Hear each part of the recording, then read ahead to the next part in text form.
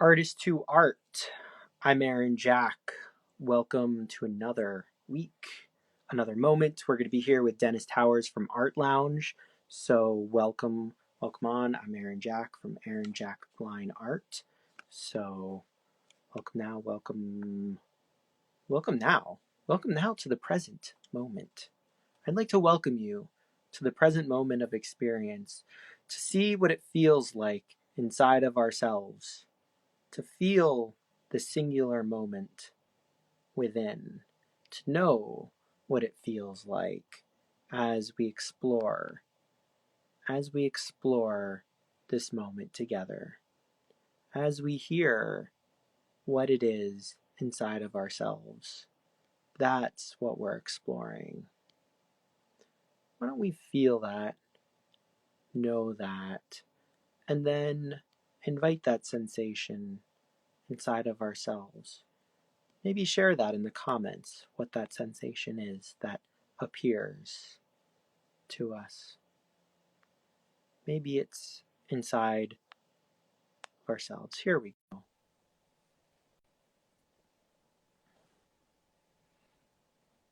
Here we are. Hey, there we go.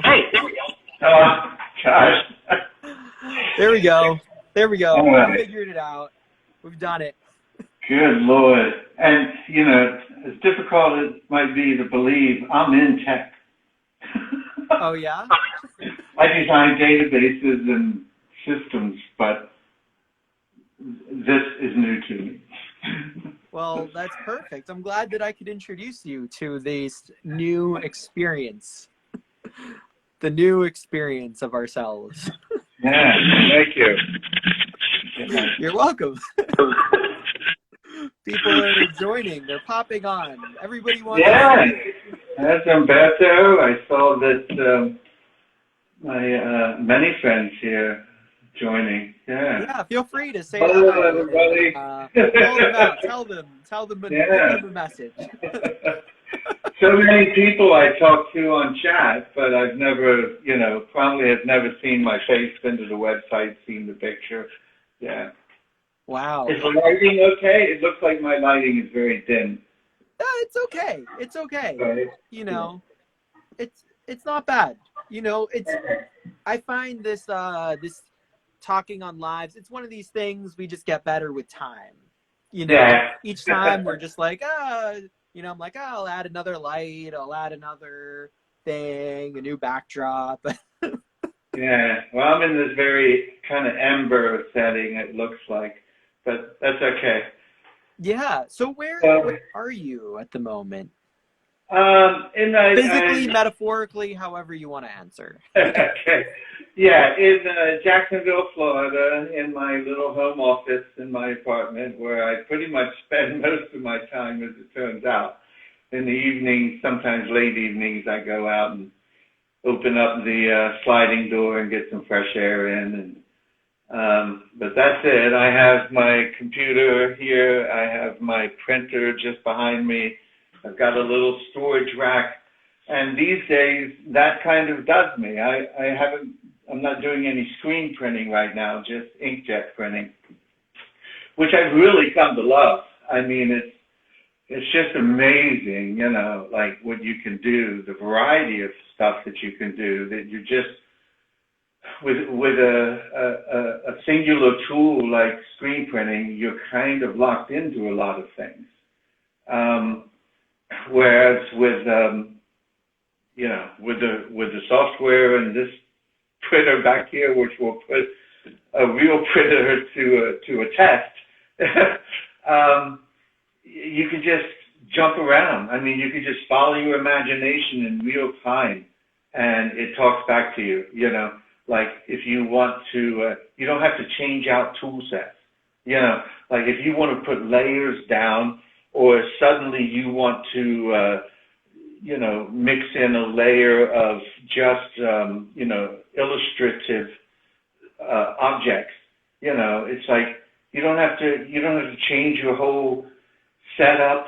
You don't have to take everything off the table and then go get this and then rearrange the studio and lay out all these tools. you just do it almost in real time, you know, which is really, really cool. Wow. Were you into screen printing before?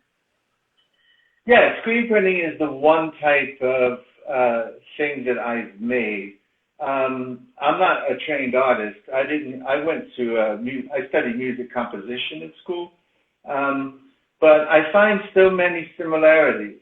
You know, most notably, they both start with a blank piece of paper, for instance, right? So it's all about, you know, well, what are you going to do now? You know, like one of the best teachers I ever had, he was a little dramatic Italian dude.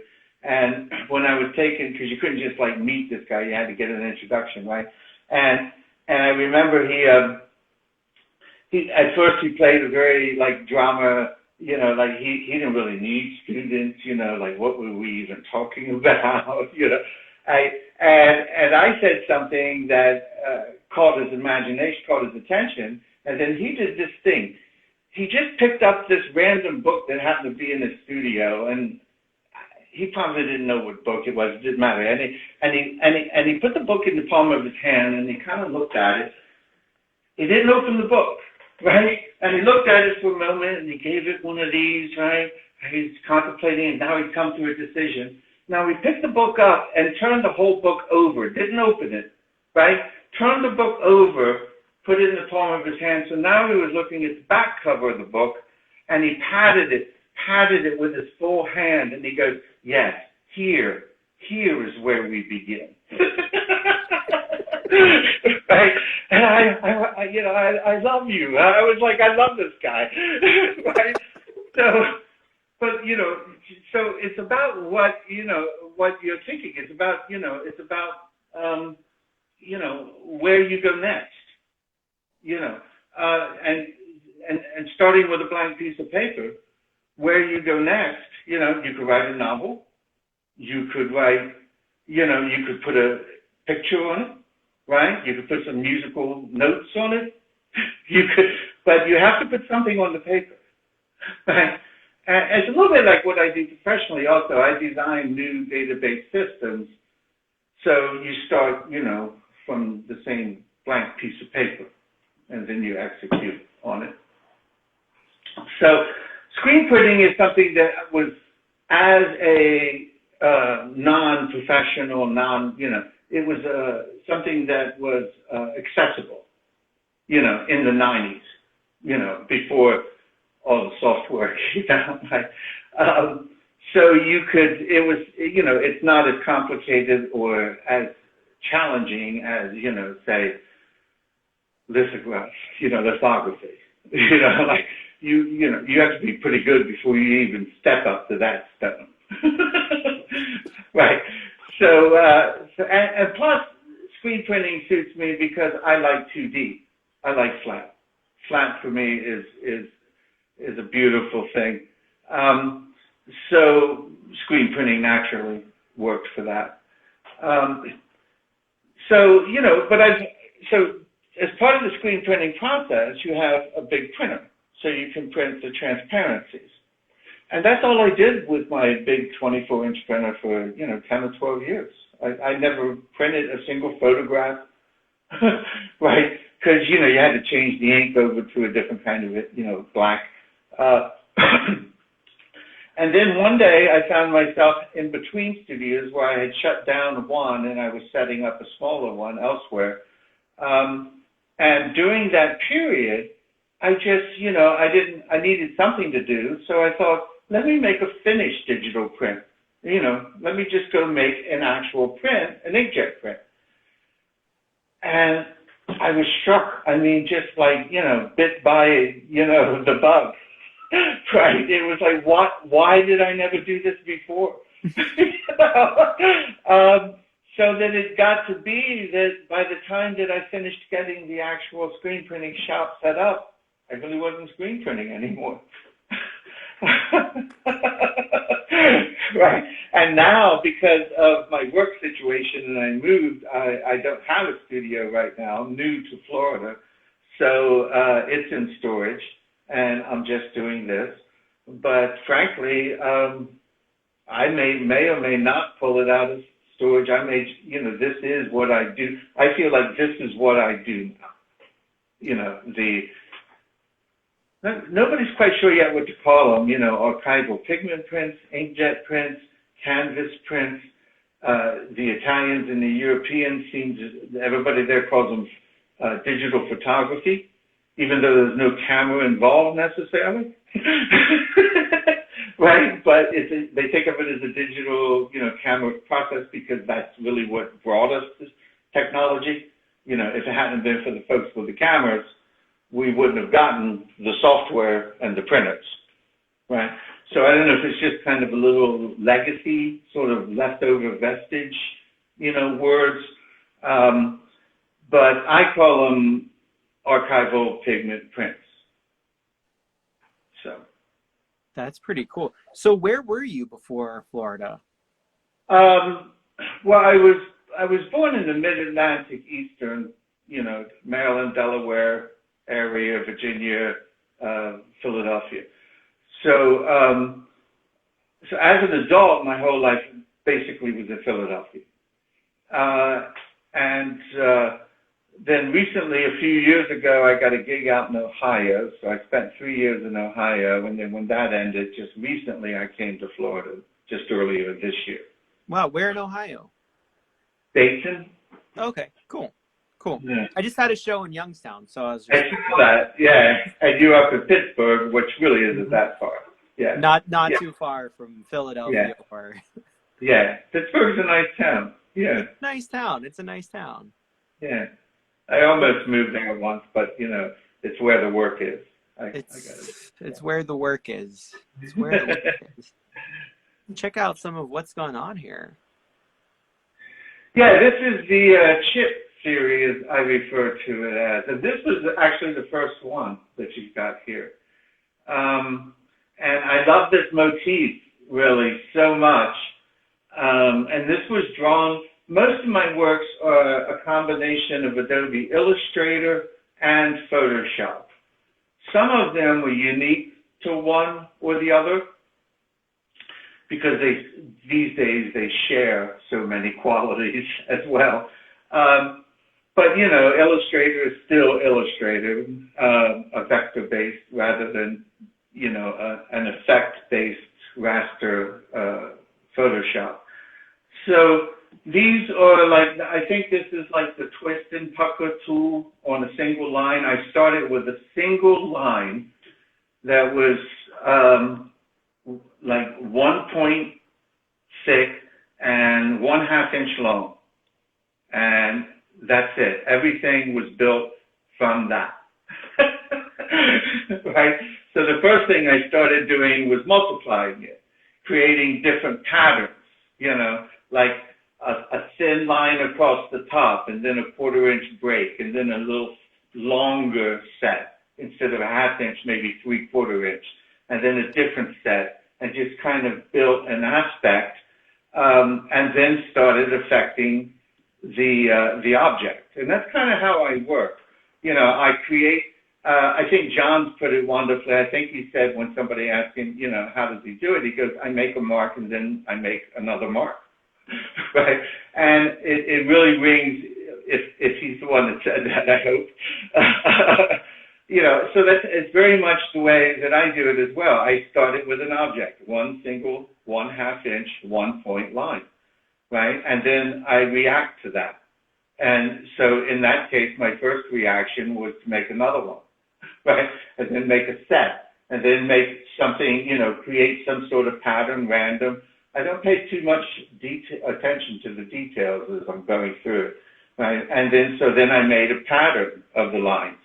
And then I think the next step was to get that shape out of the line was like a pucker and there's one that's called pucker and bloat and another one that's called tweak and twist, I think, or something like that, right? And it was one or both of those to kind of pull the shape out of the line. And then, at that point, the shape started falling into those patterns that I had made by the repetition of the single line. And So I think those are most of the drawing aspects, right, in Illustrator, and then I shoot it over to Photoshop, and then start things like with the texture, right, and the color, and the more Photoshop-y kind of elements of it, right, until, you get to a point, and I simply iterate through, I try something, and it seems to me to either advance, and it can advance in a couple of ways, or it takes something away, right? And so you just keep working until you get to the point where it stops advancing, right? Now, during the it could advance in a number of ways. It could advance in the way that advances this particular piece that I see unfolding in front of me, or it might do something completely unexpected, and I go, wow. And it becomes like, the split of the reality, like an alternate path, right? So one piece kind of is born out of, so what I'll do, like when I see something like that, is I'll just save that over to the side. And I come back to that later, and it might become a completely different piece, right? So I just work on it, and but usually it's not just one selection. So I'll wind up doing a little series, some variations on this theme. This is solid. I think if you do one more thing to this, or if I hadn't done the very last thing, it wouldn't be what it is, which is a piece a finished piece, right? But I think you can take this, these shapes and these lines and stuff, and create a version, a variation, Now, that won't really be a diptych or a triptych necessarily. It'll just be part of the series, because it wasn't started off, like it didn't actually, begin as a diptych or a triptych. Sometimes you get lucky and the triptych just falls out of it, right? But it'll be like, I think this piece, probably there's 6 pieces in this chip series that are variations. And once you see one, and that's the kind of stuff that you'll show. If you're doing a gallery show, you want people want a selection, this, exactly, right? Which is very similar, but plays in a completely different way because of the transparencies, right? And the interlocking joints, if you will, are much more visible, like top to bottom in a 3D sort of X-ray view, and for that reason, and it throws off so much light, it's like, not physically, but in your mind's eye, I mean, you can like see in the room, this thing would create its own light and like a night light effect. And pieces can do that. And yeah, this is another where I've brought, color and repetition. So this is a quad. Like, what I see is not the full view, but a kind of inset view. But, yeah, there you go, right? So this is a quad, but in an aspect, a 3-5 kind of aspect, right? And then the repetition, the differences between the repetition become obvious in the detail here, with one of them falling into the background with a frame around it, other panels not quite matching up, and the background kind of tying them together, right? I love yellow. I remember walking into one of my friend's gallery. My friend in Philadelphia works on paper, and I was like, I just need some yellow. I have to have some yellow in my life. And a mutual friend was sitting there, and he goes, that's no way to buy a painting. And of course, my gallery friend said, of course it is, and he promptly sold me a yellow painting. But I just love yellow. So, and I find the way that it, in a moment, notice it can tip to oranges and reds, bronzes and ochres, greens. It's just, I love the delicate balance that, that is yellow. Wow, it seems like you've been part of the art world in very different ways. I've been around it for a while, partly in business because back in the way back in like the late '90s, I wrote a what we now think of as like Shopify or WordPress, basically what we now call a content management system. Right, I wrote one of those back in the '90s, and on my own, and went out knocking on doors in Philadelphia to sell it. And the doors I decided to knock on were art galleries, right? So back then I would make a deal, like I'd set you up with because back then websites, well, I guess they still are, a nice one is like $5 to $15,000, right? And but I'd be willing to trade you for that mangold print. In a moment, right? I go home and eat tuna fish instead of steak and look at my mangold print.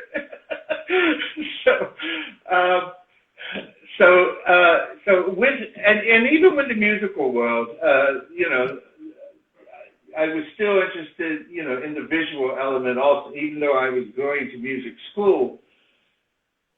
I was very interested in the visual arts, as well, So, and my brother was a commercial screen printer, which is how I physically got into that.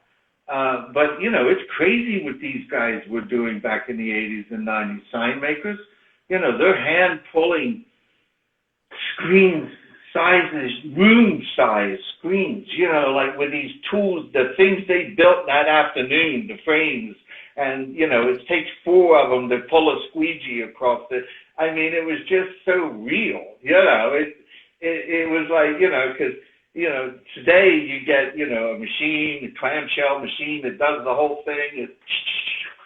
You don't even register shit anymore. Right?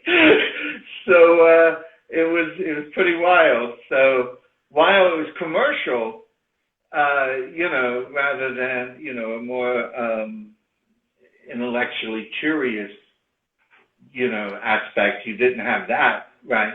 But these guys were serious about color. They were serious about mixing, because they had to get it right the first time. Their profit depended upon it. And many years later, I would still call my older brother. I remember I was working on a screen project and, not actually having much experience. I would make mistakes that, a more experienced person would just know. So I'm trying to push this deep black through a 39 by 50 inch screen, so pretty big. Was like, a 40-inch squeegee or something, handheld, through like a 230 screen, because it was just thousands of tiny little dots, right? Or lines, actually. But, so I couldn't get it through. It kept jamming up, right? So I called my brother, and I'm like, what do I do? Right? And he goes, and by this time, he hadn't been screen printing for decades because of the machines. These do it, I'm like, what do I do? He's like, buy a printer. Right? But he actually did have a solution. It turns out if you mix other colors, like the length of a black flake, the physical length of it is the longest. So if you mix all kinds of other colors, blues, yellows, greens, everything else into it, these are shorter flakes, and his idea that shorter flake might start to go through the screen and bring the other one with it, and it worked, right? I did that. After 2 weeks, me and another guy had been trying to pull this print, right? I did this, and we spent the next 2 hours, we made 53 of them. Wow. We didn't stop because we were afraid to stop. Right? We looked like a couple of people who had just come out of like some kind of coal mine oven when we were finished. Black all over us, sweat. Wow. How did you design your work back then? I designed it the same way with Illustrator, to make the transparencies. and then, layered it at that point through the screens and the inks on paper, right? Now I do all the layering, of course, right on the screen, right? But, so I had the tools to do the digital inkjets all along. I just never did them. It wasn't my intent. I just used the tools to make the transparencies for the screen prints. And at the end of the day, the screen print is a little cooler, it's ink on paper, and this is ink too, in fact, you could call this oil ink, because it works in the same way oil paint does. Oh, I love this piece. I just did this, almost all of this is fairly recent work, but this, because I did about 60 or 75 works in the last couple months, but this was just a couple weeks ago.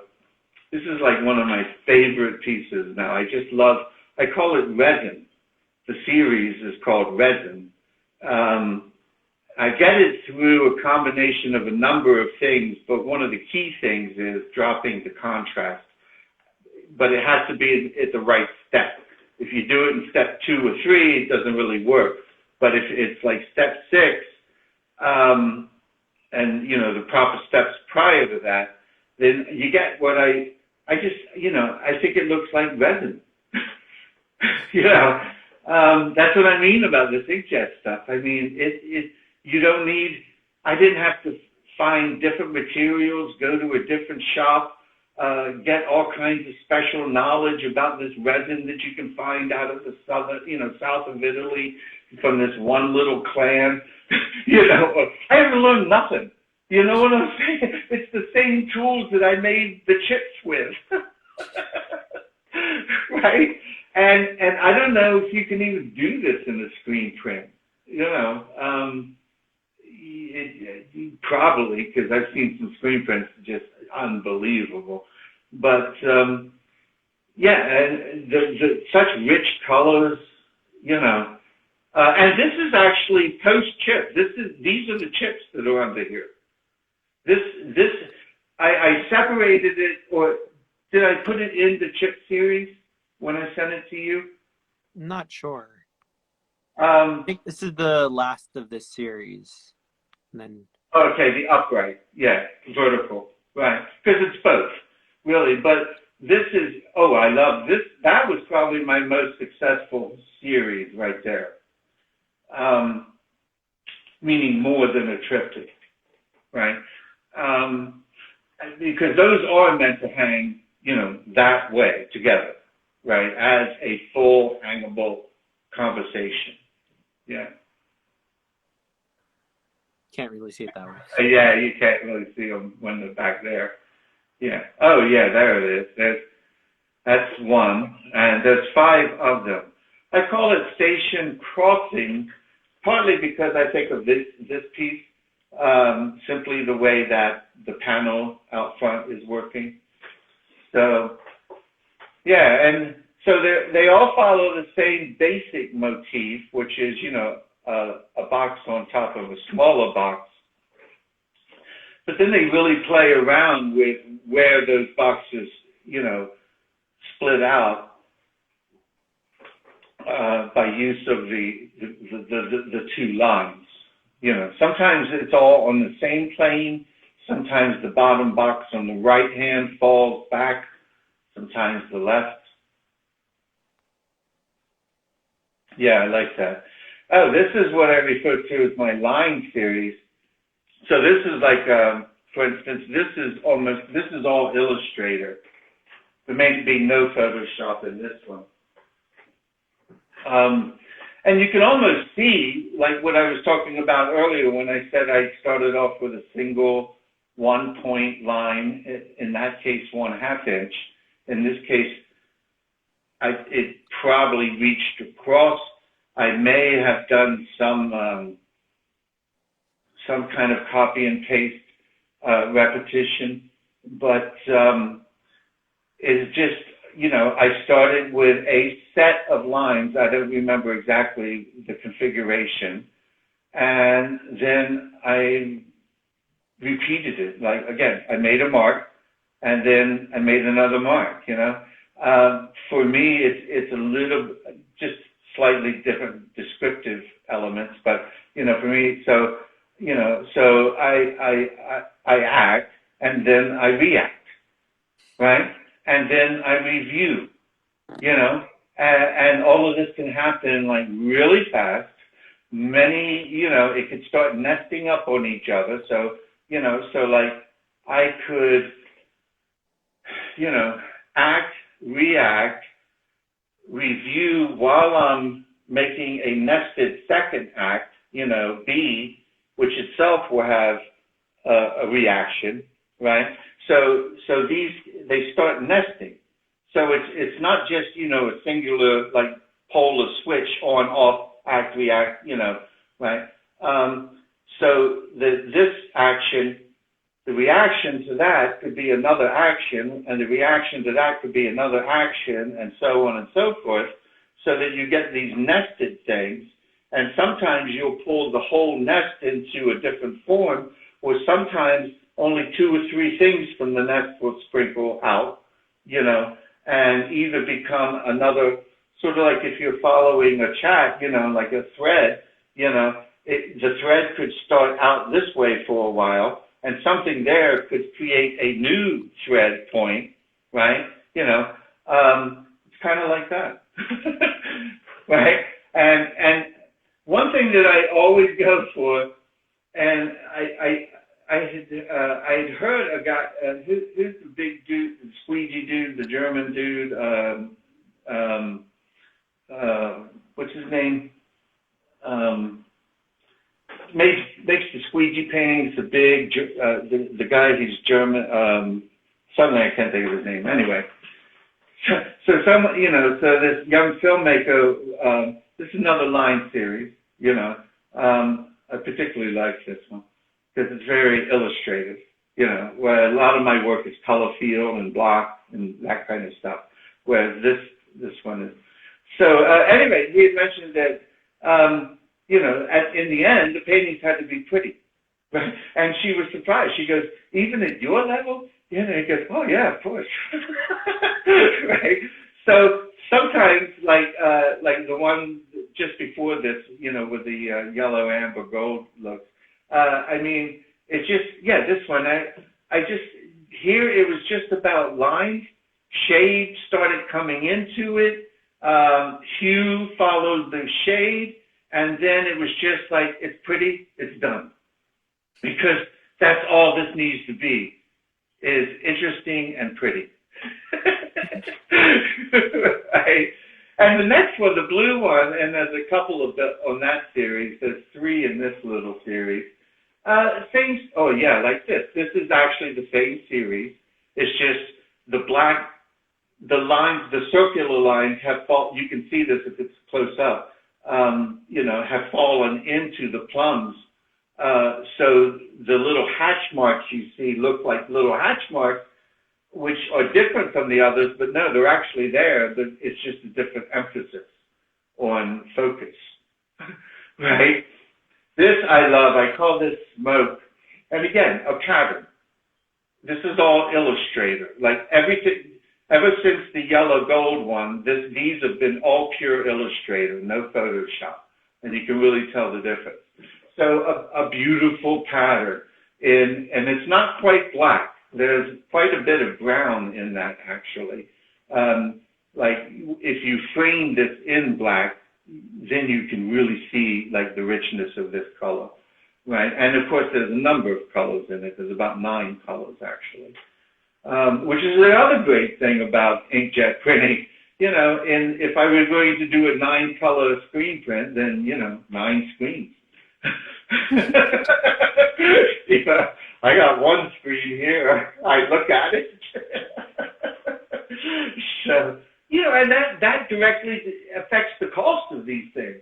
You know, I sell this in a 24 by 36 on, you know, Hahnemühle museum etching paper for $279. Ships free in the U.S. I mean, if you had to pull a 9-color screen print, you can't at $279, $12.79 maybe, right? So that has a big impact on people, people's ability to adopt it, to purchase it. It's a big change, and it's a lot of benefits to screen over, the more material element, if you will. This I call Solace. Every now and then I just, who doesn't like to copy a master, right? So, I've got my Pollock, I've got my my Rothko, I've got so this is one of my 2 so far, LeWitt, right? I don't know if you remember, LeWitt is known for a number of things, of course. A lot of people know him for his big, bold colors, right? And my other one is like that, right? But for the first 10 years that I was becoming familiar with LeWitt, it wasn't those. It was these delicate little drawings, and they were screen prints. I met the screen printer in New York one time, or one of the screen printers, and it was these thousands of little tiny lines. And, try to do that on a screen print, without breaking a line, at 1/2 point, and he made a lot of these delicate little pattern line pieces. If you've seen one, you would look at this and go, oh, I know what he's talking about. I've seen those, right? So Sol, being of Solace, so since this was peaceful and I to attribute it to Sol, I just called it Solace. Just another pattern. I call this Irish Mist. The other one is, the honey one is Irish Honey, the one that started this drawing series. But this was the very first one in the series. This was the very first, I felt like lines, just, right? And so, being American Irish, but Irish, if you will, this palette just kind of formed up for me, and I found it very pleasing. And so I wound up doing all these other line drawings that we're looking at from what I felt, how the success of this piece. Now we're in the mod series, the mid-century modern thing, right? Which, not a two mid-century people who like that, Mondrian was like a god, right? Lloyd Wright was a god. So I think of these as my Mondrians, of course, and I just kind of shorten that to mod, right, for that tie-in. So just little, as one of the nicest things somebody said about my work on my website comment was that I'll speak in the third person, as though the person writing it, and said something, and I'm paraphrasing here, obviously, that Dennis's understanding of geometry and color or shape and field or something like to that effect allows the viewer to take in the entirety of the work instantly, in an instant. There's no mystery. There's no start, beginning, and end. The whole thing happens at once, right? Which is, an experience itself, right? So it's not storytelling, it's story told, right? In an instant. And I like that, right? Everything's on the surface, as I said earlier. Like lately I've been playing around with more depth and textures and stuff, but, like from my screen printing days, this is something that's practical to screen print. Some of the stuff I'm doing now is just I don't even know if you could screen print it, right? So I call it the mod series. And this is just a little cube. I do this I have two basic sizes. I do the small to medium.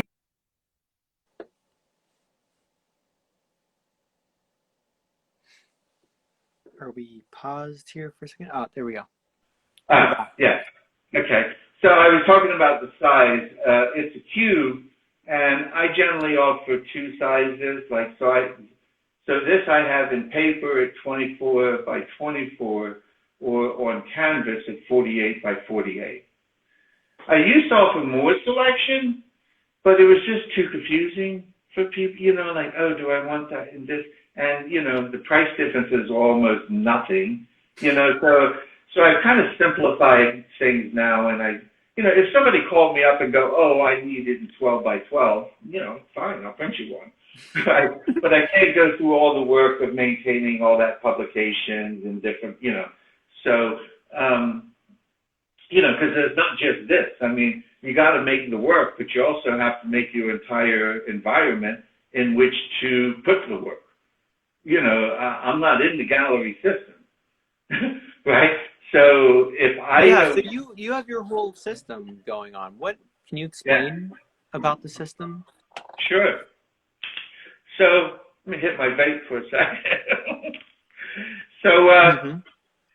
So it started where probably everybody else, just like everybody else. You got a website. Now you go, well, now what? How do I get people to come to my website? So my first thought on that was probably like many people, Google, right? Google was the website thing, right? So I started there, and that was a lot of work, right? I mean, literally 8 hours or 10 hours a day, 7 days a week for 6 months, and about $500 a month. So it is, I know, yeah. So, but it was worth it in the end, and I can tell you why. Just not because it's useful; it won't work for artists. But I found out why, which I think is useful. So one of the things you learn when you start with that in a serious fashion is that you have to create a whole third website, an unseen website behind your website, which is all the metadata. But much more than these little tags that you're used to dealing with in something like WordPress, right? I'm talking about a whole formal structure, like XML or something, right? And they ain't messing around, right? Because they got all the business in the world. So then there's other requirements. So then you have to start meeting the performance requirements and all sorts of other things, right? So I learned all about that, and I was spending, and at the same time I'm researching keywords, right? It's called AdWords now, I think, and all that. I was able to do most of it myself, but I also hired a programmer at some point. And, a lot of people had told me that Google didn't work for them, but, they would express it as Google doesn't work, and I would ask why, and they went, I don't know, it just doesn't work. And I think, in my profession is to solve problems. So I'm thinking, well, maybe if you can't say why it doesn't work, then you're really not sure if maybe you just did it wrong. Right? So I set out to sort of, do it until it didn't work. And so I got to the point where I could get on the front page, top 3 listings. It'd be Fine Art America, Shachi, and me. Right? Wow. All day long, right? For only about $500 a month. But wow. I still couldn't get any traffic to my website, right? So I'm just, I don't know why yet, so I just keep taking the next step. When you don't know what the solution is, you just keep digging, right? So I'm digging, and I had at some point gone through doing this meta website where I had to build an invisible website between the one you see and the one Google reads, right? Because Google can't look at a picture and know that that's a post-painterly, minimal abstraction. You got to tell it that, Right. And it, that sounds simple, but you got to tell it everything that you take in as a human being intuitively and knowledge, like you can read, right? But just even the pictures and the navigation, you got to expressly put that in a formal structure for Google to read. Right? So doing this, I had stumbled across what turned out to be the solution, but I didn't know it yet.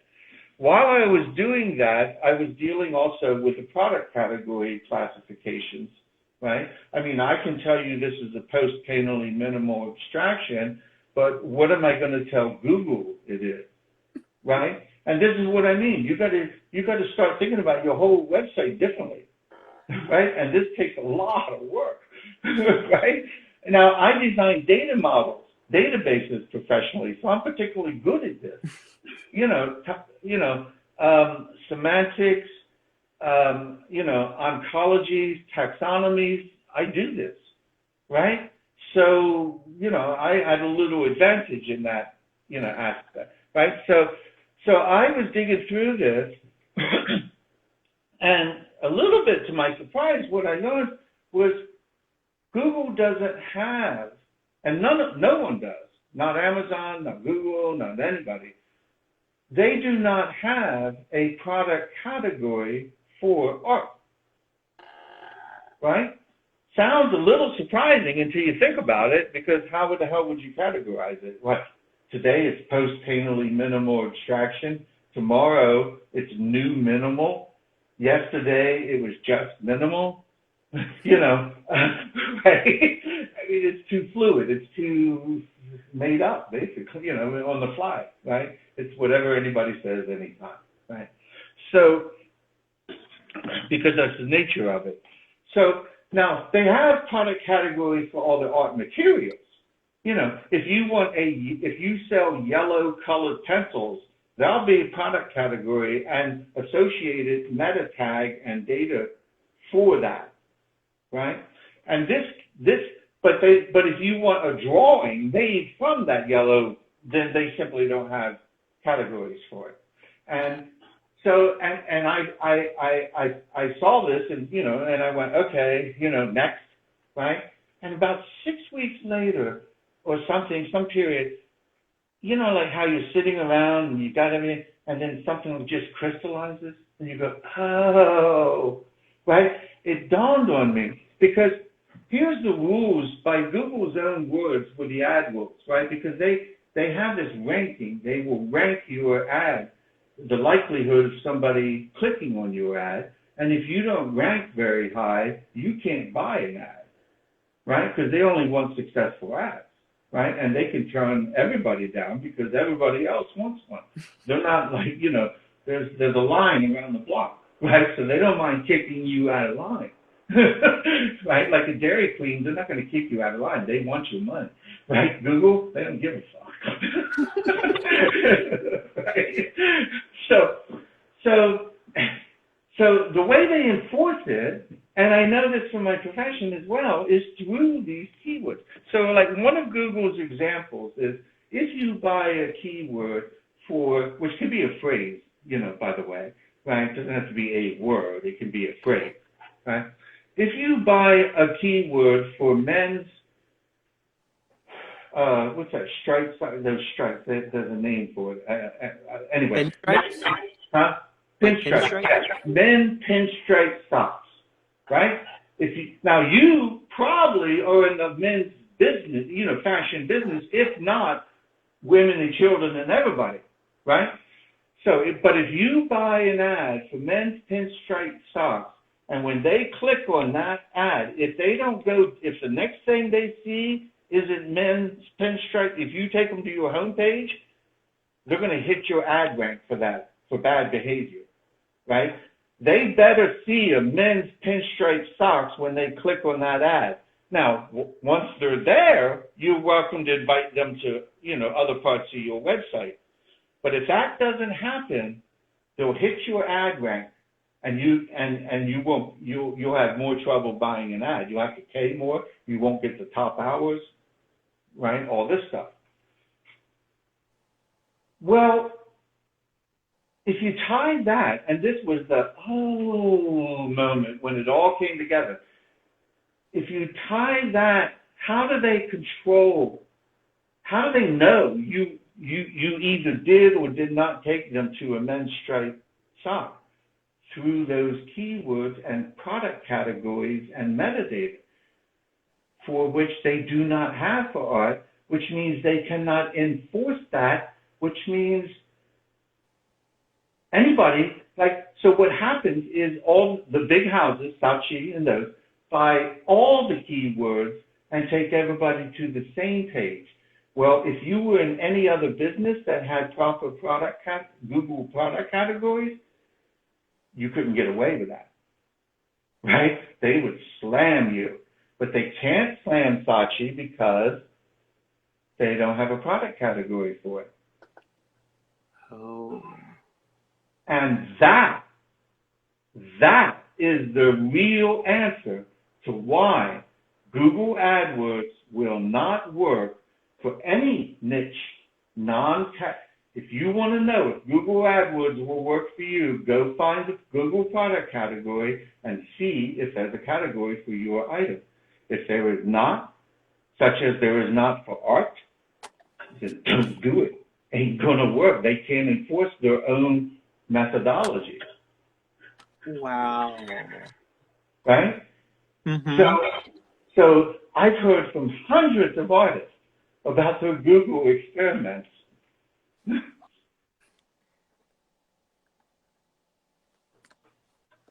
Are we back?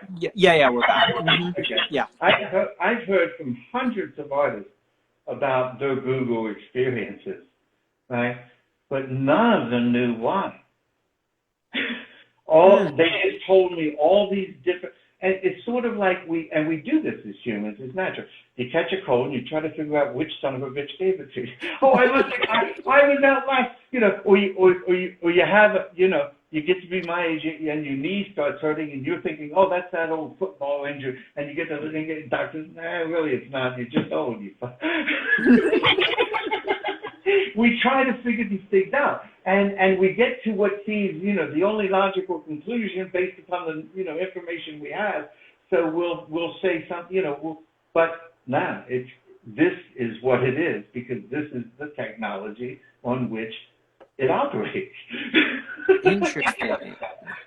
Right. So when I hit that point, I realized I needed a different platform. The Google wasn't going to be my platform. Right? So I thought influencers, right? I need to find influencers maybe on Instagram because influencers don't have the keyword problem. They're speaking in direct language to their users. They go, hey, fool, that's all it takes. Right? You're done. Right? So yeah. I'm out looking for influencers. Now, mind you, there's a number of other things kind of happening in the real world. So I've got my website, and everybody, how can you build traffic on your website? Blog. Everybody's just like, blog. Well, I'm actually an okay writer. I like writing, but I don't want to blog. So I thought images. So let me just show images. They tell the whole story. Right? And I don't have enough images. Well, let me start showing other people's images. Right? And because there's the whole thing, marketing is not what it used to be. A brand means something different than it meant 10 or 20 years ago. Right? So anyway, I needed a new platform. And so I thought Instagram and I thought, influencers. Well, of course, it turns out there's no real influencers for art either. It's all about leisure, fashion, travel, that kind of stuff, right? So I found this guy, kind of stumbled across this dude over in Germany who had a pot site, and he was showing trippy art. And I went, well, I don't know how trippy my art is, but I'd like to buy a shout out. And he mentioned that, he had an Instagram thing that he'd been, kind of building, but he hadn't really paid attention to it in a year or year and a half, right? So I was like, well, talk to me, right? So so it turned out, so I took over the art lounge that he had started, because he really wasn't doing it. He was off on these other things, right? So I kind of took it over, and it was a real art site, but it wasn't serious. It was like literally like lots of drawings of like fairies and kittens and Robert Downey Jr. for some. He was a real popular guy. Lots of Robert Downey Jr. pictures, drawings, right? Well, I just started changing the content, and I was surprised by how many of those folks stayed on. So like it was at about 20,000, I guess, when I changed it, right? When was that? That was in May of last year, so about Okay. a year and a half ago. Okay. Right. So since then, we've grown to about 56,000, I think. But I see a lot of the old names still. Like I see a lot of new names, of course, coming through.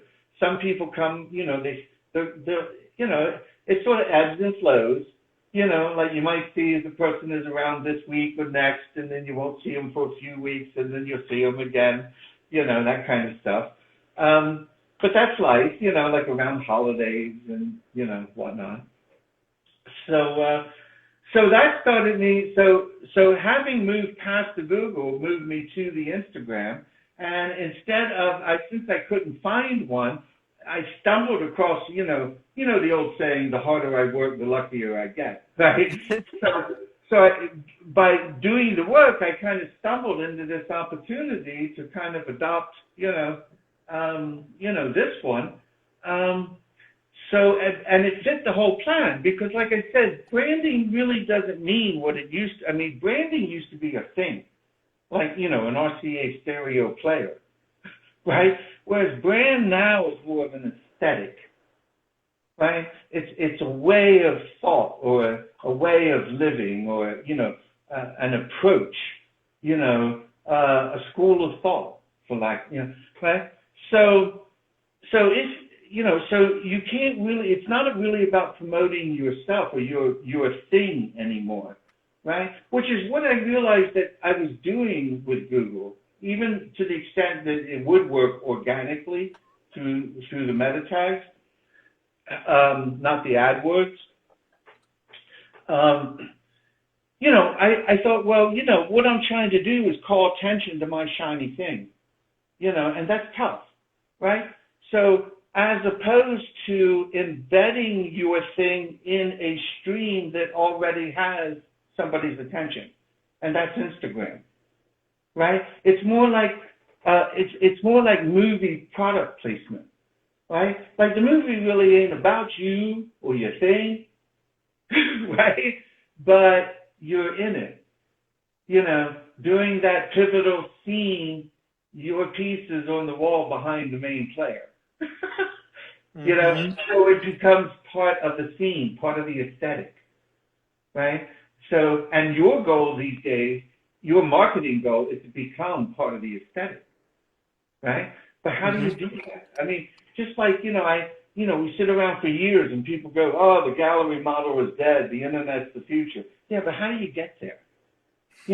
And I would try to have these, yeah, guys, let's break it down. It's 2:00 in the morning, the show's over, we're half tilted, who gives a fuck about going to sleep? Let's solve this, right? How do you get there, right? Because it ain't going to find you. You're not, so, website, yeah, but if you just put a website out there and forget about it, so will everybody else, right? So how do you get it? You know, Facebook, well, yeah, but Facebook is corrupt and evil, and you know, so you know, they care even less about you than your stepmother.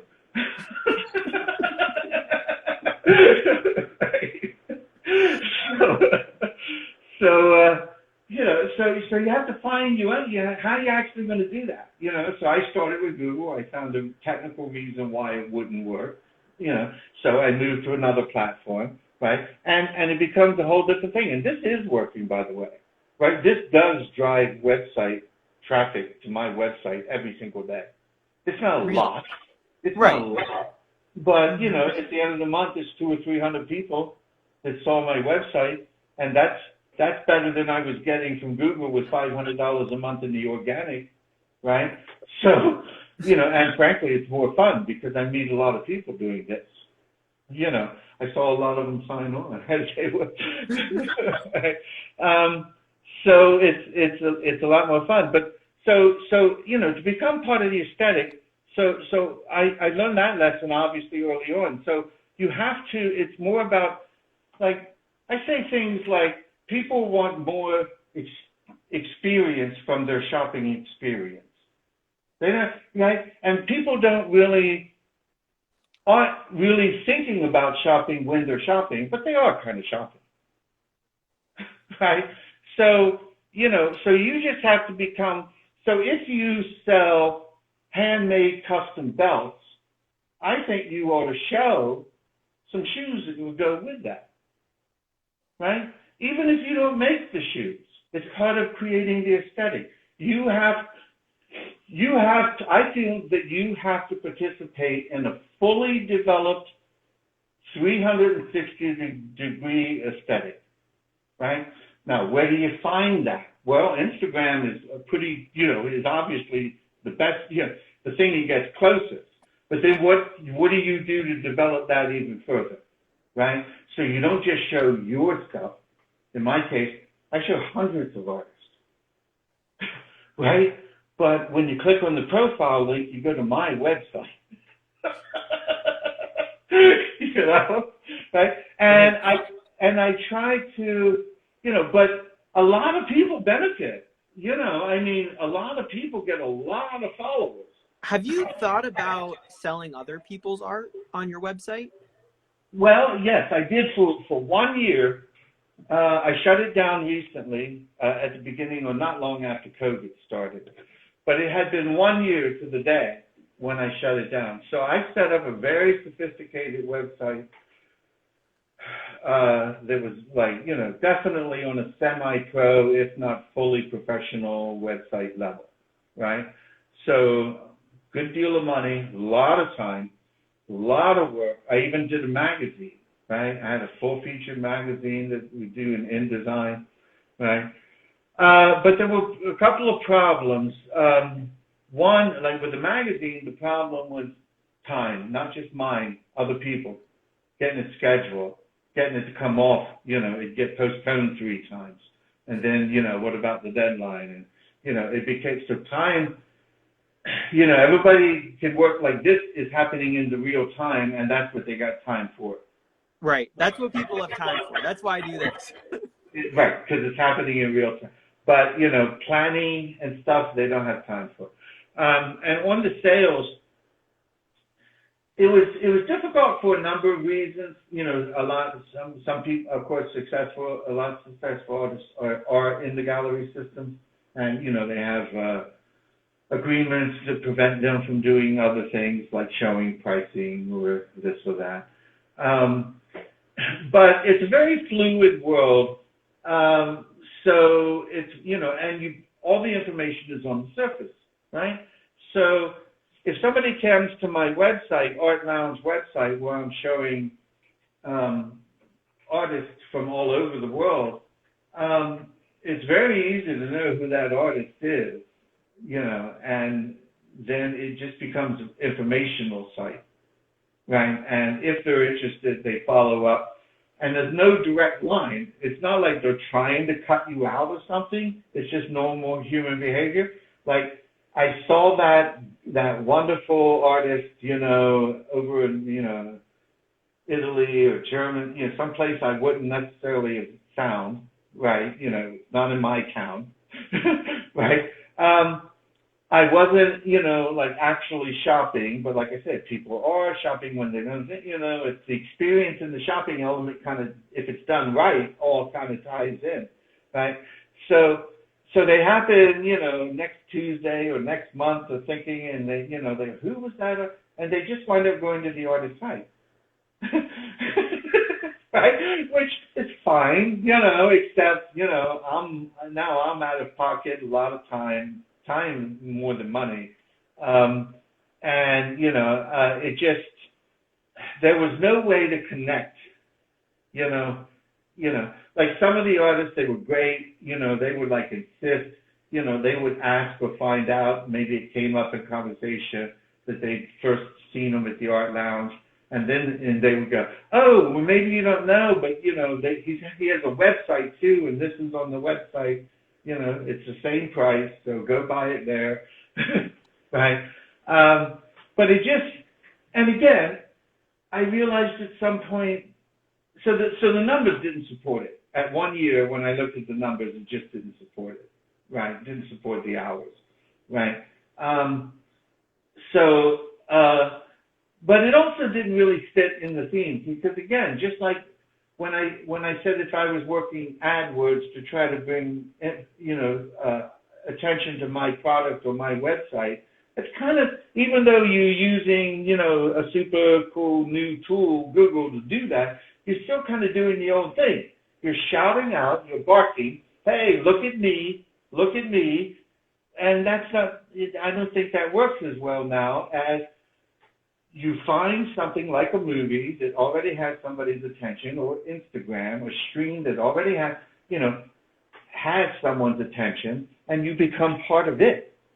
You embed yourself into the stream, and that's the Affinity advertising model, where, you become part of the aesthetic, which is the brand, rather than trying to call attention out to you, you join it.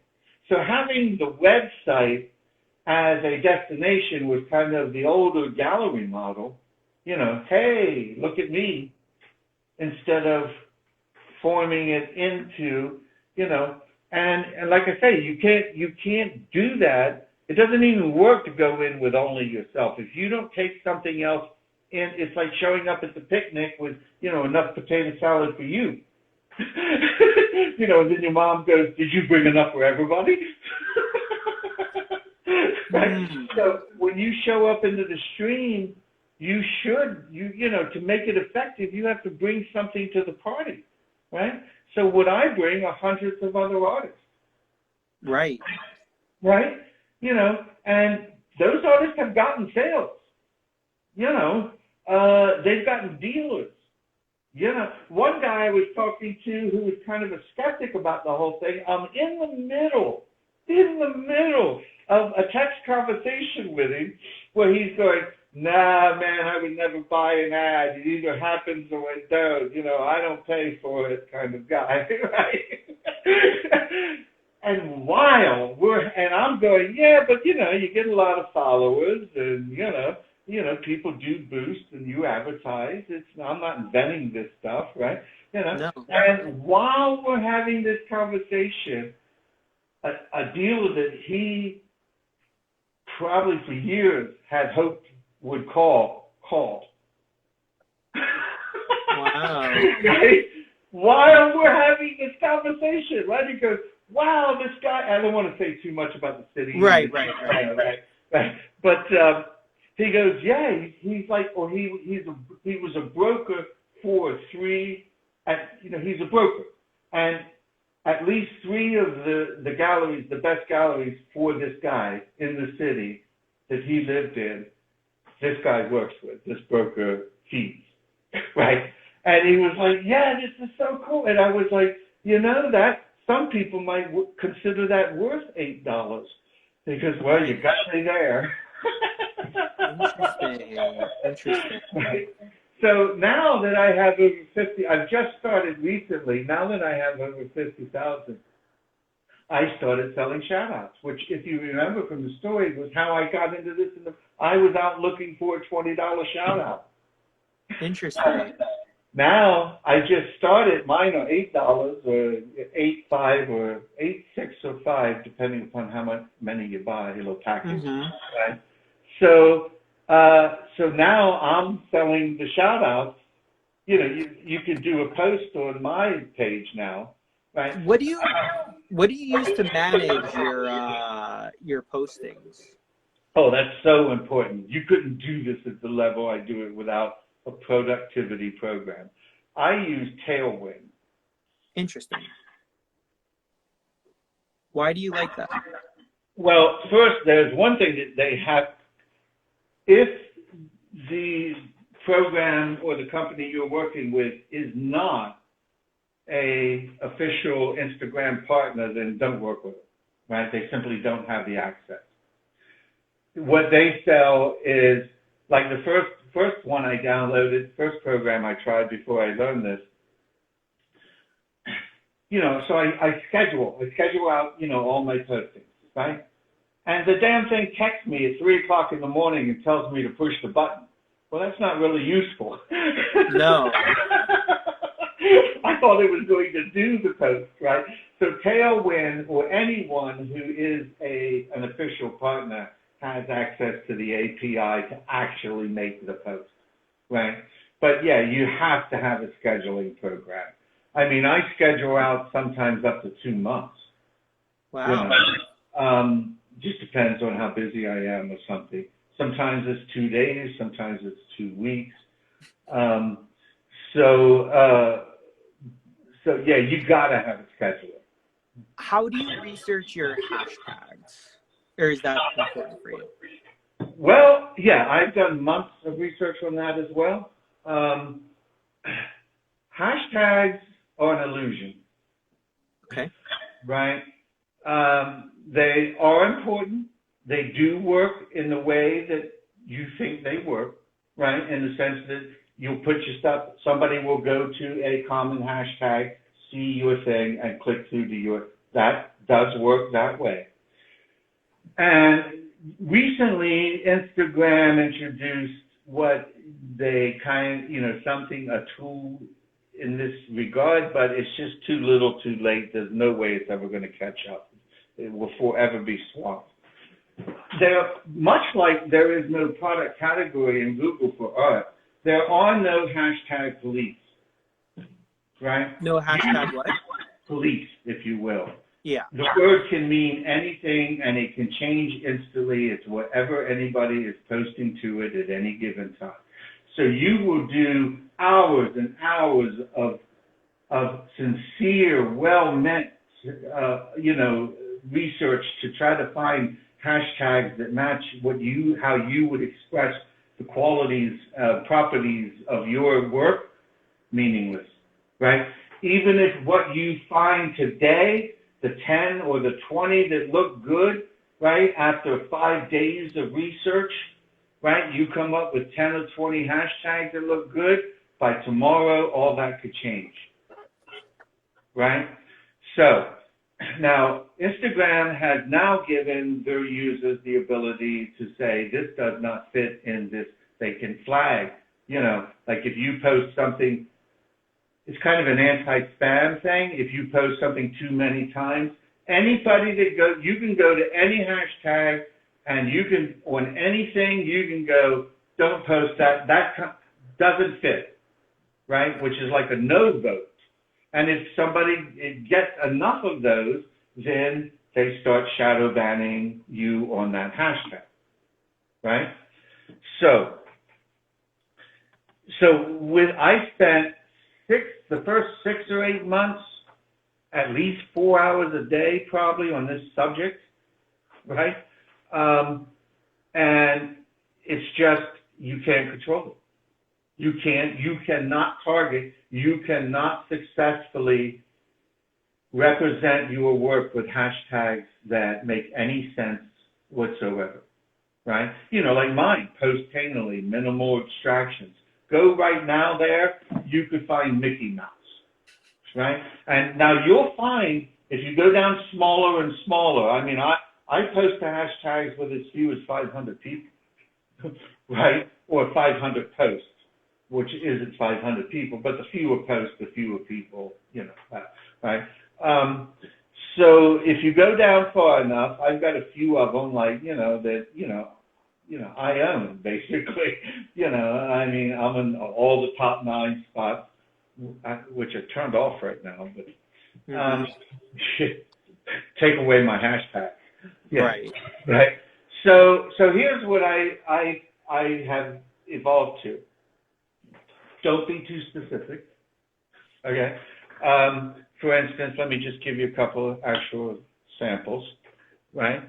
So I have a list of about 300 right now that say things like abstract artwork, art buyer, art collectors of New York. Let me scroll, because they're in alphabetical order. Let me scroll down. Modern, modernism. I use other languages, so modern Kunst. You know, I do Italian, German. It's international, right? So, and probably most people just doesn't dawn on them. Oh, let me find a good word, and then let me use that in Italian, French, and Spanish. That's a good idea. I've thought about that, and I've done it a few times, but it's interesting to. It works. I can guarantee you that works, right? But that's what I'm saying. You can't be very specific. Don't kill yourself trying to come up with the right. Go broad, even to different languages, right? So, you know, online exhibition, organic abstraction, keep it broad, because you're never going to hit a fine target in hash. This doesn't exist. It's a movable, fungible. There's no control, right? So the time that you spend on that is not time well spent. So what I do is I collect, say, a list like this, young collectors. They could be collecting Tic Tacs. Who do I know? You know what I'm saying? But, you know, if they see, you know, young collectors, could be art. Could be art. Right? So you just can't, like, I used to go down to, like, whether it was new modern, or whether it was hard edge, or whether it was post-painterly, or whether, don't bother. You're wasting your time. You're wasting your time. And even if you do find one that works, you can't repeat it too often, because then you get flagged, right? Not by the users, but I mean, they just introduced this thing where users can do it too, but the algorithm's been doing it forever anyway, right? I mean, there's a lot of things you can't do in Instagram. You know, like you can't post to the same hashtag too often. You can't, do this or that. I think, okay, the only one thing where there's no, like, you can't post now more than 30 hashtags, right? The one thing that doesn't have a limit is the number of posts. You can post one every single minute if you want, right? They will never hit you for that. You know, like everybody says, oh, I got shadow banned. It's all about the hashtag. Right. There's no actual limit to how many times you can post per day. And people, that's the only one. So what does that tell you? Right? If you think about the logic of that and why that's true, why for all this whole fucking thing they've built, they've left that one thing wide open, right? Which means you should post as often as you can. Right? There's no such thing as not posting enough, right? Does it put it out to enough people though? If you, I know what you're asking. I don't find that to be as true as what the assumptions are made by the people. You know, like when I read the people, you know, like, oh, I find if I give it more time, it gets more hits. I don't find that to be true. Interesting. Right? Not to it's everything's true to a degree, right? That's true to a degree. Does does it rise to a level where it commands my decision? That's what I'm interested in, right? Is that an actionable item? Or do I just let that rise? It is what it is, right? So I find that, especially when I was in what I was thinking of as the growth period, I just wanted to, right, to get it bigger, right? I posted up to 18 times a day. Wow. Because you know what? Somebody's always up somewhere. Mm-hmm. It's an international thing, right? And that's why my shout outs are working, I think, so well, is because I've got just as strong of a market in Germany as I do in America, as I do in South America. I'm pretty strong in Russia. I'm big in Japan. Right? Somebody's always up somewhere. And what I find with the new algorithm, I like. You know how everybody went, the world is ended, and I wish Mark Zuckerberg didn't have his finger on it, but, I can't buy him out, so. I'd make him an offer, but I'm a little short this week. So, the new algorithm actually solves that. It will, because it used to be, last in, first out, right? Okay, sequential, right? And, or first out, last in, one of those, right? And so everybody saw everything if they were interested enough to keep scrolling. And now you see, they say that, I hear pessimists say 10% of your audience are going to see your post, optimists say 30%, so I'm just going to put it at 20%. But it doesn't matter, right? Because it is designed to succeed, right? It may have a larger, more evil purpose somewhere, but basically it's designed to succeed. Just like the coronavirus or something, it's set out to succeed, right? Even bad things, right? So what it does is it through, and past people are much more predictable than they think. We all like to think we're special. Our moms even, well, not mine, but like to think we're special. But we're really highly predictable. So this, so the algorithm is working. It's only showing it to 20% because you know what? Only 20% of them want to see it, right? At a given cadence, right? A person that clicks like more often might see I do 8 posts a day right now, right? Might see all 8 of my posts. A person that clicks only every now and then might only see 3 of my posts. Well, you know what? I think that's a good thing, right? If they want to see fewer, if they want to see more, they'll click more. Mm-hmm. And they don't even know this is the way it works.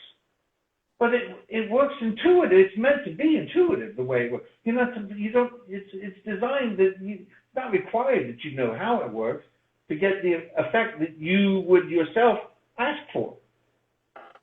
Right? So, it just happens kind of intuitively. That thing is going by and you go, oh, I like that. Right? So, and now I find pieces have more than, it used to be 24-hour life, shelf life. That was it. 24-hour hard. That thing will never get another like. Right? Now, it's more like 48. So it kind of balances out. It doesn't matter what time of day I post. It doesn't matter how many times a day I post. If I post a piece that people just love, it'll still get 1,000 likes. Right? And it doesn't matter if I posted it late, if I posted it early, if that was the single post for that day, or if I posted 10 pieces that day. So I find the algorithm is actually working. And what's interesting about that, so you go, well, how do I know I'm just not making these assumptions from, it's just my interpretation? Well, you have to compare it against something, right? Well, what can we compare this? Like, like if you're going to compare real estate, you don't want to compare an apartment building on one side of town to a suburban house on the other side, right? You want something similar, right?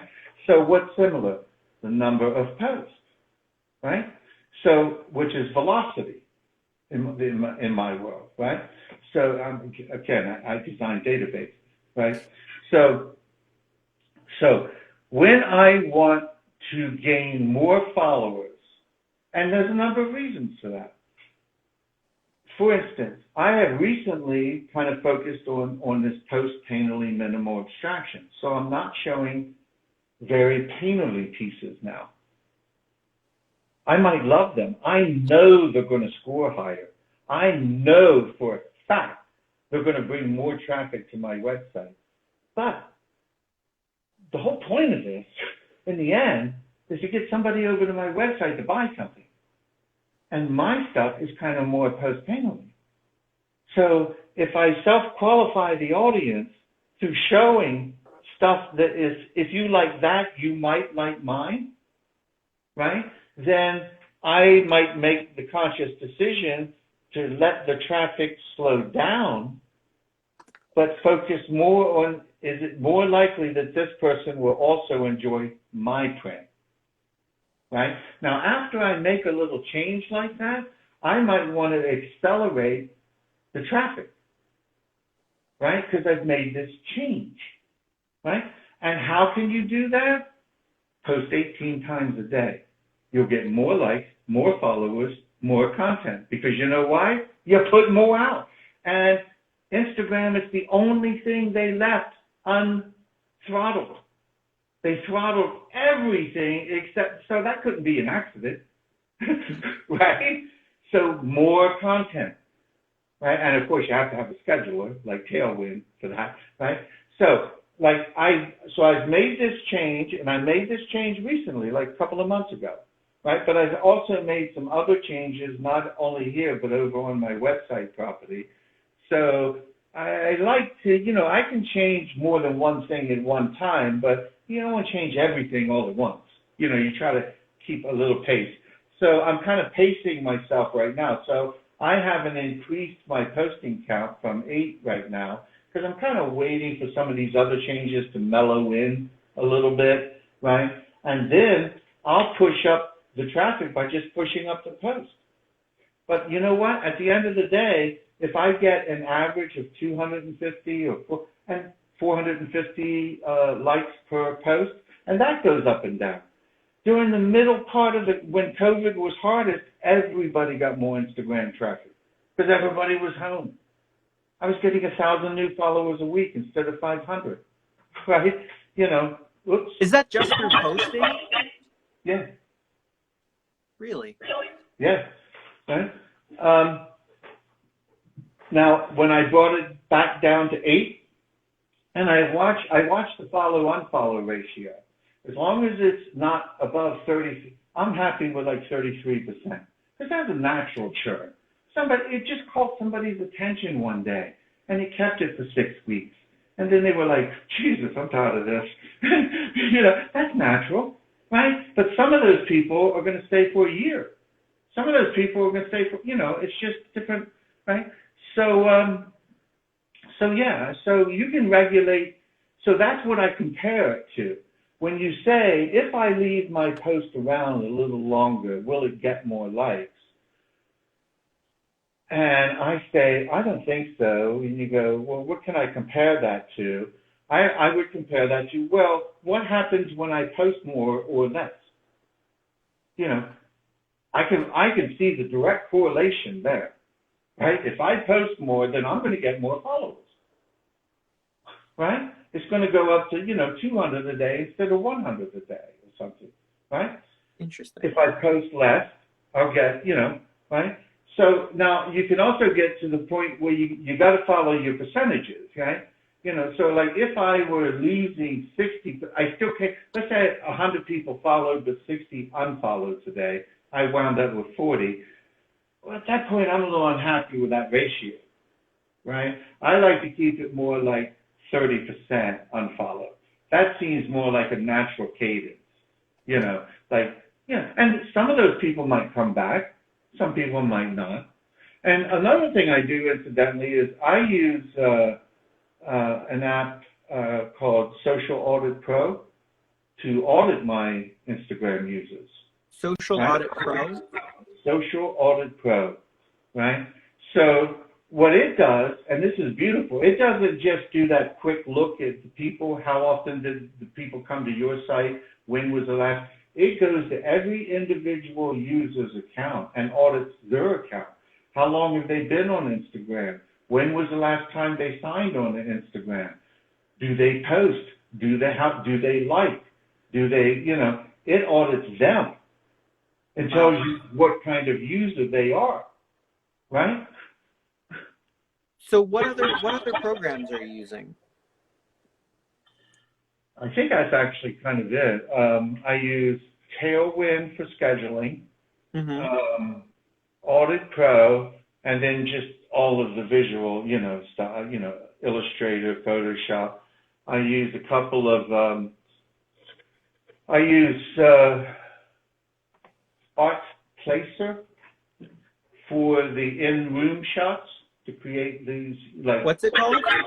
Art Placer, Placer, like in place. They do a great job of they're constantly upgrading new features and new scenes. So that's where I get all, where I can take the piece and set it in a beautiful setting, in a room. I think we have a couple here. Oh yeah, like those. This is Art Placer. And to me, this makes a real impact, a real difference. When you see those neutral colors just by themselves against a white, you go, nice neutral colors. But when you see them placed against a beautiful sofa like that, with that beautiful, whatever that color, periwinkle, I don't know, whatever that blue is, it really helps, sell it. So what I show on the website are one each of these for the two sizes, the large and the paper size, and then a close-up of the image itself. Yeah. So, artplacer.com I use for these, and I'm very happy with it. Wow. So, okay, do you have any others? No, I think that's, I use another one for framing, but I don't think it's anything special. Oh, yeah. What's that one? Photor, Fotor. So you first put it in a frame, and then you'll put it inside that other one. Well, no. The other one has all framing and everything included in the room. Okay. It's fully comprehensive. But if I want one in a standalone frame only, right, not in a room, but just with a frame, right? But this one, I think there's probably better. This one isn't one that I would necessarily recommend or not recommend. It's okay, it does the job, but I think I could probably find a free one that did this.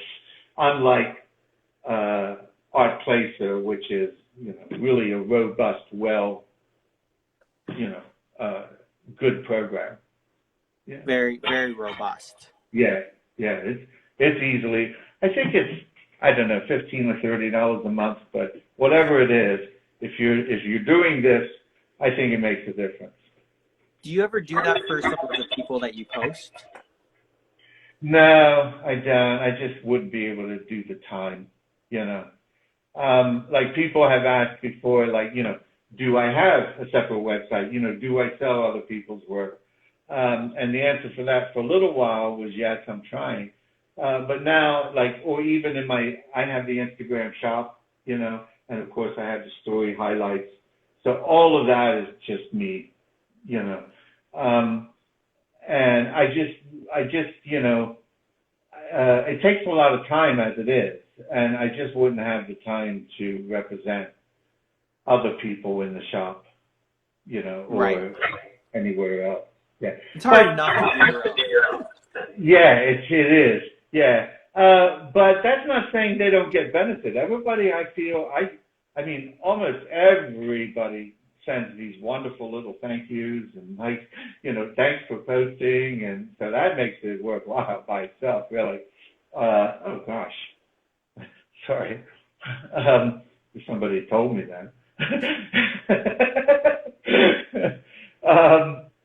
But a lot of people do benefit. I mean, that's part of being, among the aesthetic. So I post your work, you get 30 or 50 new followers, which, depending upon how many followers you had, could be 10% or 1%, right? But you get them. Maybe some of them, most of them are going to be artists, right? That's just the nature of the fabric. But I figure at least 8 to 15% of it in the mix are buyer potentials, right? Private accounts, otherwise. So, I know people who've gotten sales. I know people who've gotten dealers like that. I told you that one story, the guy, we were actually in the middle of a conversation. So people do benefit just from the post, as I benefit because, if people come back to the site to see their next post because that's where they're following that artist, then that's just one more chance that they might click on my link and go, oh, I didn't know the guy has pieces too. Yeah, it's an interesting thing, the idea of like sharing other people's and sometimes like trading that sharing. So like posting each other's work or something in a store. Some of the people, though, sometimes I ask and most people say yes, and then sometimes they just, so in exchange for me posting their stuff, they'll go over to my website and leave some great comments, about, my piece, and that really helps the potential buyers because it gives them new ways to look at the piece, new ways to think about the piece. As soon as I started posting those user comments, right? It's not like buyer comments. I just ask people to make a comment about the piece. Just say something about it if you like it, right? And that gets, as soon as I started doing that, I could see on my Google Analytics, the traffic, everybody slowed down. They all spent more time on the pages because they were reading these comments. But while you're reading that comment, the picture of your work is right there. I mean, it's not like on a different page somewhere, right? So they're spending more time with your piece, So it really adds useful context. So even though I've recently started this, shout out, post your thing for a price program, there's a lot of people that have been with me since the start. Well, I'm not going to suddenly start asking them to pay, right? But I couldn't also possibly get to everybody. I couldn't possibly find people. So the people that find me, you showed up at my, well, if you like to post something, well, now there's a way for you to do that, because, and then some of the people who even become clients, then it becomes a kind of like, oh, but on Tuesday I see this beautiful red piece they just made, and I got to show that. Well, I can't send them a bill for that. I just show them, But and and then they'll feel like, oh, great, right? So I got a free one, so they don't mind like buying the next one, because they were like, well, they feel like it's a bit shared. I bought one, he gave me one, I'll buy another one. That's cool. That's cool. I just find it interesting now, like talking to more curators of larger Instagram accounts, like how that management and curation process and what it is between like artists who are just posting their own art and then artists who are then become curators and what that means. It's definitely curating. I mean, you do have to pay attention, or at least I find that, you have to pay attention for the way it plays out on the page. if it's not pleasing, like what I'm looking at now, you know, is a real aesthetic red and blue line cross on a single piece of paper, and then next to it is a more colorful piece, but it's all hard line, edge, block, right? Because if I put something fuzzy, and next to that is something that has a, you know, it starts loosening up a little bit, but you know what, that yellow line kind of mimics the one just to the left of it, you know, and then that yellow line is kind of repeated in the next piece. At the top, there's a half yellow line. And then over there, look, that color is like the one. Do you want to show us this? Oh, can I? Yeah, you can. You can just take it off and switch around the camera. Oh. So, I mean, you know, not to say, Wait a minute, it says, there's a little thing there, two little arrows. Or just double tap them. There you go. Oh, but that's my actual, well, this is probably not the way you meant, but, all right, so, you know, so this is very simple aesthetic, right? So you don't want something like overly complicated and pretty right next to that, like even this, and not that that's that pretty, that's one of mine. But, you know, something simple, straightforward, bold blocks. And then over here, and you know, like this line, this shape right there is kind of, right? You can see that right there. Look at that line, and then that brings you down. Oops. You know, there's this yellow here kind of brings you down to this yellow, and this color kind of molds into that. And then there's and then here we are. You know, like this color, like you can see how the colors play. You know, it makes a difference. Right? So it really is, it's a constant curated stream, literally. You know. And the program allows you to do that, because I know there's some that, like, later allows you to, like, lay it out if you pay for the pro. Oh, yeah. The Tailwind program, let me just do this again. Yeah. Yeah. So here, you know, like, here's like all of them laid out, where I can drag and drop these.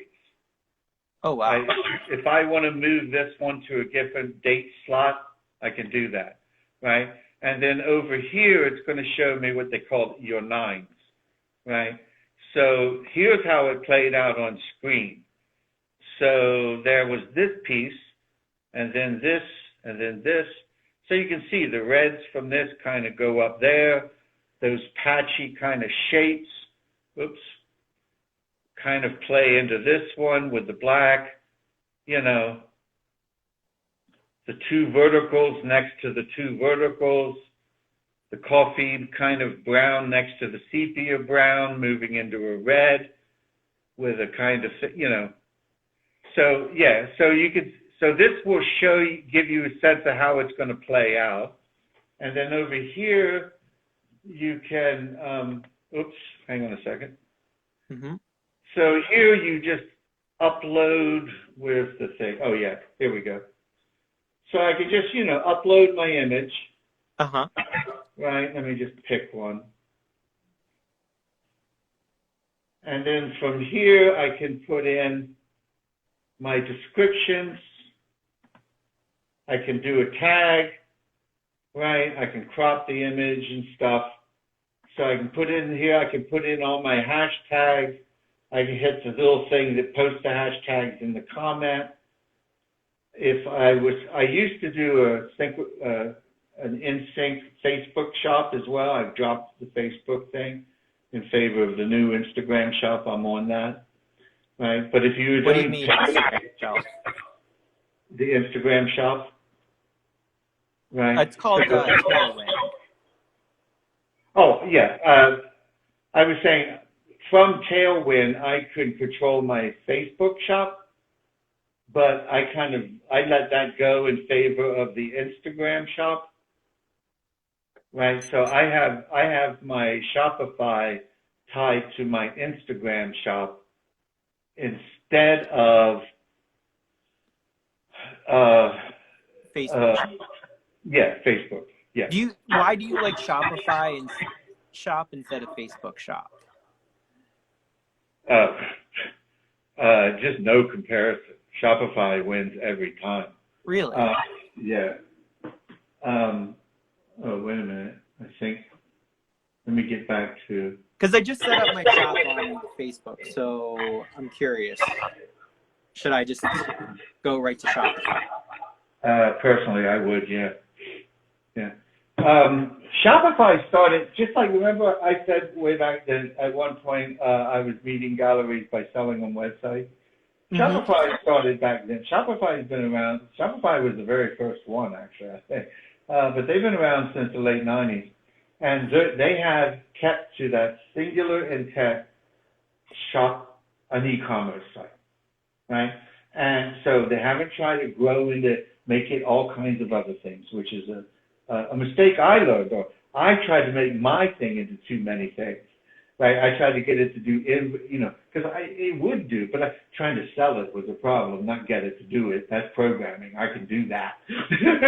But trying to sell it, right? Trying to, the inventory management, the contact management, right? Too much. But Shopify hit it just right? Where they focus on it and they do it in a way that allows the third-party vendors to fill out the other stuff. If you want an auction, then buy an auction plugin, but they made that possible. And in fact, they expose the code so you don't even have to be a programmer to you have to dedicate a little time to learn how to do it, but you don't have to be a programmer to do some of this coding yourself, right? It's that simple, right? And the vendors that you're working with, will give you examples. They'll send you a little snippet and tell you where to paste it. Sometimes it's that simple. But just the ability to do that you don't have at Facebook or Wix or WordPress.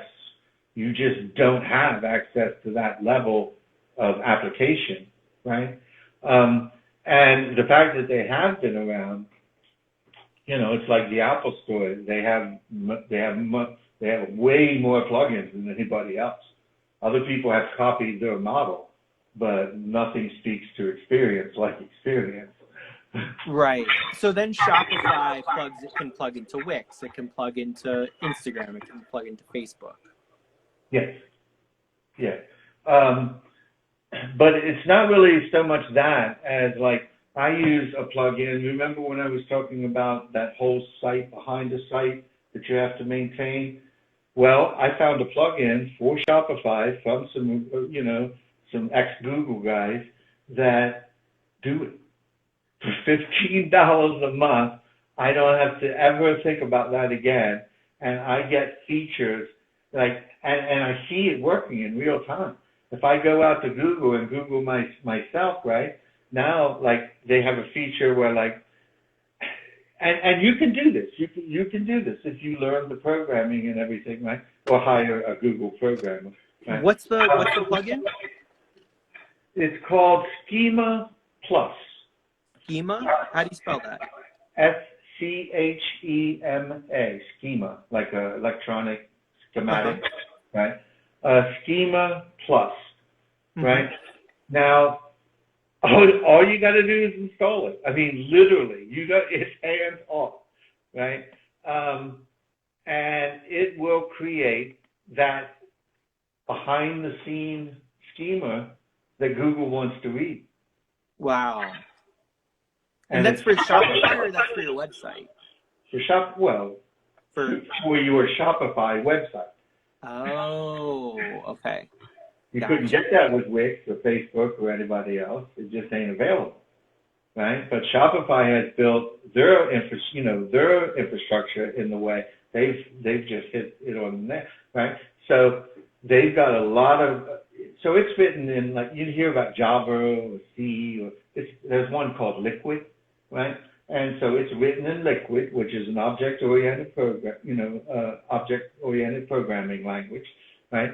And you can pull up the actual code, see the code, right? So if you can hire, a programmer on the side for a small job for $60 an hour, for a quick 6 or 8 hour job, right? A task-oriented thing. And he can write, like whatever you want. Like I wanted, when I was doing the website for other people's art, I needed to do a sophisticated shipping solution because I don't know where the thing is shipping from or to until the buyer tells me which piece they want to buy. Right, because I'm not storing all these. It could be in Paris, it could be in New York. So I have to know both elements before I can give them a price. Unlike, like Amazon, they know it's in the warehouse in Cincinnati. So they can give you shipping price. All you got to do is tell them where you're at, right? I needed both parts of the equation. So I hired a LeWitt programmer that was able to connect into the FedEx API to do all that before you even went to the product page. Wow. And it was beautiful. Didn't really work because FedEx is too expensive, but I could do it. I could try it. If it did work, great. But you can't do that with other Shopify lets you do that, right? So it's got so much just, that comes with the package. And then you buy whatever, applications you like. I tried an auction one last week. You could do a little daily auction. But it was just kind of sucked. It was hard to use. It was clunky. So, I'll just, keep my eye open for a better one. Wow. That's such good information. Thank you. Yeah, sure. So do you do your website through Shopify, or is it like another Shopify? It's Shopify. Shopify for the website. Yeah. Interesting. Yeah. With the plugins that I want. With the plugins. Yeah. Like right now I have the Schema Plus. And like with that, when I use the Shopify product reviews, and it's, like so that, and I ask people to just make a comment about the artwork, right? Now, if you see one of my, if you run across me on Google and that piece has, let's say, 3 reviews or 7 reviews, it'll show, and they got 5 stars on the reviews, then it'll show up with 5 stars, 7 reviews. That's important. That's money. Wow. Right? Because that's when people are making the decision whether to click on this link or the other 1,000 right below it, right? And when people see that 5-star, right? And you can do. I remember when we were doing the whole third, behind the screen website. There were these different options. How are you going to show these? And then you had to program differently for each one of them. And one of them was this, and I wanted that. But my God, I didn't get it for whatever reason because it wasn't part of the primary project, or he kind of finished up and went home and didn't, whatever reason, we didn't get to that, right? Well, I saw this one, I downloaded it, and guess what it includes? This option that I wanted. Wow. Right? And, you can tell from me, everything I said, I do the research, I do the work. Right? You do the research. Yeah. So after I installed that plugin, I looked for the results. I tested it over the next few weeks, and it was kicking. I mean, I could see day and night, like the difference between Googling my name prior to using Schema Plus on my Shopify and afterward. It was like I saw it. It was right there on the screen. Wow. And it's $15 a month. But that's great because, it's not just a one-off, like, because your website changes all the time. If you're doing, constant upgrades, right? Then, it does it in real time. Wow. Oh, I'm almost out of battery. Oh, yeah, we should probably end right here. I've got I'm really impressed with this. I've got that new Galaxy Fold, the one that goes from a phone to a tablet. Oh, really? Yeah, and I'm real impressed with the battery life, actually.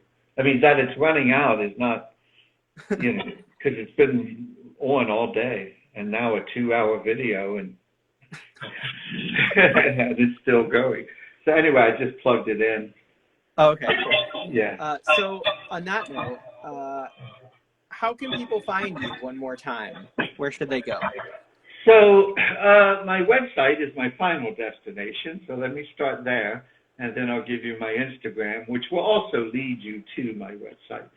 So my website is my name, Dennis Towers. That's two N's. So DennisTowers. I get a lot of flowers and powers, but DennisTowers.com. Real straightforward. My Instagram is Art Lounge with underscores. So it's _art_lounge. And if you just Google me, Dennis Towers now, because of the Schema Plus and other things, you'll probably find me right away, actually. And then you can just go from there to the Instagram. Or even the Facebook stuff is still up there, but I'm not actively managing it anymore.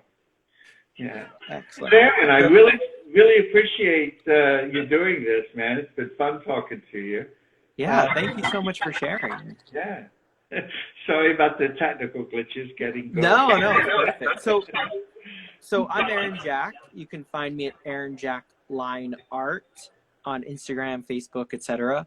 And I'll be here tomorrow at 1 p.m. Eastern and then 3 p.m. Eastern with two more amazing people, and each 1 p.m. and then 3 p.m. And then I'll be Thursday at 12 p.m. Eastern on Freedom Tapestry Project. So usually every Tuesday on Aaron Jack Line Art, and then Thursdays on Freedom Tapestry Project. So thank you so much. Would you like to leave us with a little bit of wisdom or inspiration? Oh, gosh. Just keep doing it, man. That's all I can tell you. Just keep doing it. People say, I'm hanging in there, and I'm like, yeah, well, that's what it takes. So just keep doing that. Well, thank you everybody for watching, for being here, for being present, for watching now, whenever now is. And thank you, Dennis, for joining me. I really appreciate it. My pleasure. Thanks, Aaron. All right, till the next time.